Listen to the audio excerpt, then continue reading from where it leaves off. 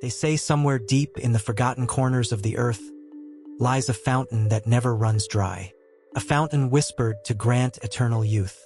But as one young traveler named Aiden would soon learn, some treasures are never what they seem. Aiden was not born a hero. He was the son of a simple craftsman in a quiet village, a place where the days bled into each other and time felt slow. But the stories, oh, the stories of hidden wonders beyond the mountains were the fire that kept him restless. When he discovered an old, weathered map tucked inside a hollow book at the village archives, his heart skipped. Ink faded by centuries, markings drawn with trembling hands, and in the center, a single phrase etched with care: Fountain of Youth. The promise was intoxicating. Eternal youth. No more fear of aging, no decay, no end. For Aiden, who had watched his father's hands stiffen with age and his mother's hair turn silver too soon, the idea was more than a legend. It was hope. So he left at dawn, carrying only a satchel, the map, and a spirit heavier with questions than answers. The path was merciless. He crossed deserts where the sun felt like a blade. He climbed cliffs where the wind howled like angry spirits. At night, when the world grew silent, he would stare at the map under the stars, convincing himself this was worth it. Yet, at each step, the world seemed to test him. In the ruins of an abandoned temple, he found an inscription carved into the stone. To seek forever is to forget today. He brushed it off, calling it just another riddle from the ancients.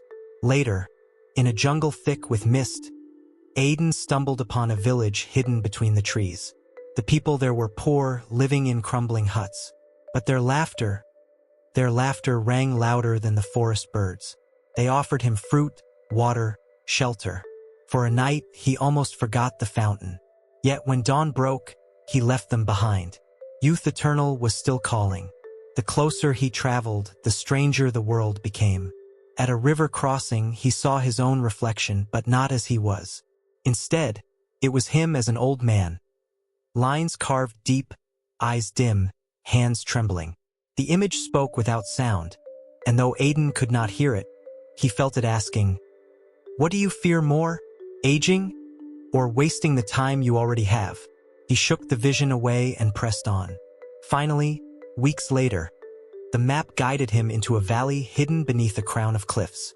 And there, it was, the fountain, water spilling endlessly into a crystal pool, glowing with a light that seemed not of this earth. Birds circled above, and the air shimmered with warmth. Aiden fell to his knees, overcome. He had made it. He reached his hands out, trembling, desperate, to touch the water. But before his skin met the surface, the world shifted. The fountain faded. The cliffs vanished. And suddenly he was standing in a circle of stillness. Nothing but silence all around. Then a voice. Not booming, not fearful. Just calm. "What is it you truly seek?" Aiden froze. His lips parted, but words refused. Was it eternal youth?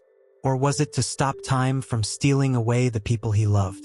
Or maybe it was simply the wish to matter, to live fully, to leave something behind. The silence pressed him. He realized then the fountain was never water. It was a mirror, a truth, a test.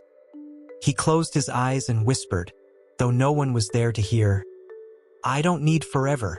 I just need today to mean something." And in that instant, the vision dissolved. When he opened his eyes, Aiden was standing again on the mountain trail where his journey had first begun. The fountain was gone. Only the map remained, now blank. Aiden walked back toward his village, the path familiar yet changed. The sun warmed his face, and for the first time, he noticed how beautiful the sky looked when painted with dusk. The world had not given him eternal youth, but it had given him something else.